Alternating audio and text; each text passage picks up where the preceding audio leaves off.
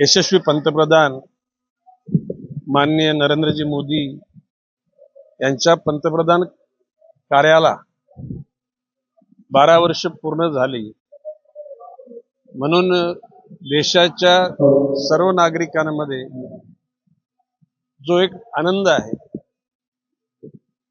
देशाच्या स्वातंत्र्यानंतर झालेल्या पंतप्रधान मोदयांनी निश्चितपणे देशाकरता चांगली कामं केलेलीच आहेत.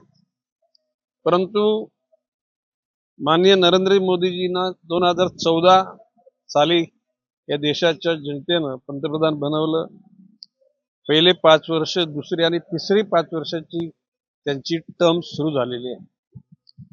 या कालखंडामध्ये एक गोष्ट मान्य करायला लागेल की पूर्वीच्या कालखंडात तंत्रज्ञान इतकं विकसित नव्हतं, परंतु विकसित झालेल्या तंत्रज्ञानाच्या माध्यमातून माननीय पंतप्रधान नरेंद्र मोदीजींनी देशाच्या सर्वच घटकांच्या करता एकाग्र होऊन चिंतन करून त्या अनुषंगाने देशाच्या सर्व स्तरावर प्रगतीची पावलं टाकण्याची सुरुवात केली.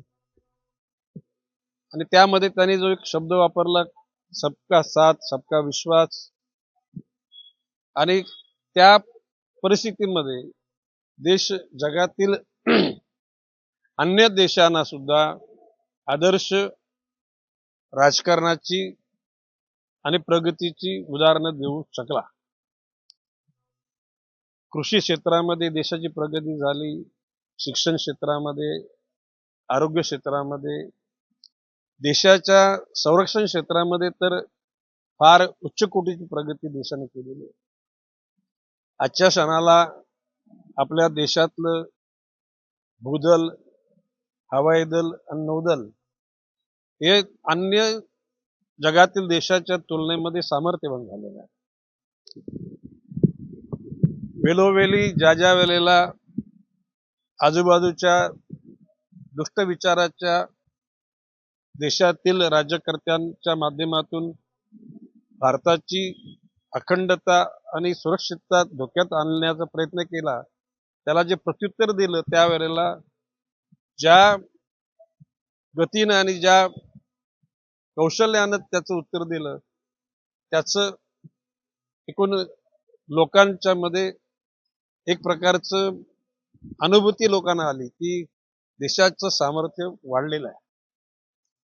भविष्यकालामध्ये सुजलाम सुफलाम मलयजशी शीतलाम सस्यश्यामलम मातरम वंदे मातरम असा पूर्वीचा सोन्याची चिडिया असलेला देश मधल्या कालखंडामध्ये त्या देशाला रया येण्याची वेळ आली होती ब्रिटिश कालखंडामध्ये.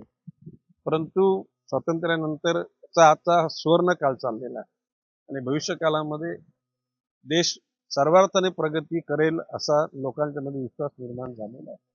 ही आजची आरती ही देशाच्या साठी, देशाचं नेतृत्व सबल व्हावं, आयुष्यमान व्हावं, शक्तिमान व्हावं, तेजोमय व्हावं, गतिमान व्हावं, याकरता देशातल्या विविध गाव खेड्यांमध्ये सुद्धा मंदिरांमध्ये, गुरुद्वारामध्ये, अग्यारीमध्ये, बुद्ध विहारामध्ये, मस्जिदमध्ये, चर्चमध्ये सुद्धा अशा प्रकारची प्रार्थना देशावर प्रेम करणाऱ्या लोकांनी आज केलेली आहे. आणि म्हणून या निमित्तानं जो माझा गाव आहे बनकोडे गाव, या गावातल्या विठ्ठल मंदिरामध्ये आवर्जून या ठिकाणी या सगळ्या परिसरातले सर्व नगरसेवक, कार्यकर्ते आणि जनसामान्य सुद्धा आरतीला उपस्थित होता. भविष्यकाल सगळ्यांसाठी उज्ज्वल जाईल अशी प्रकारची जी भूमिका माननीय मोदीजींनी घेतलेली आहे, त्या गतीचा, त्या प्रगतीचा फायदा सर्वांनाच मिळेल अशी आशा आहे.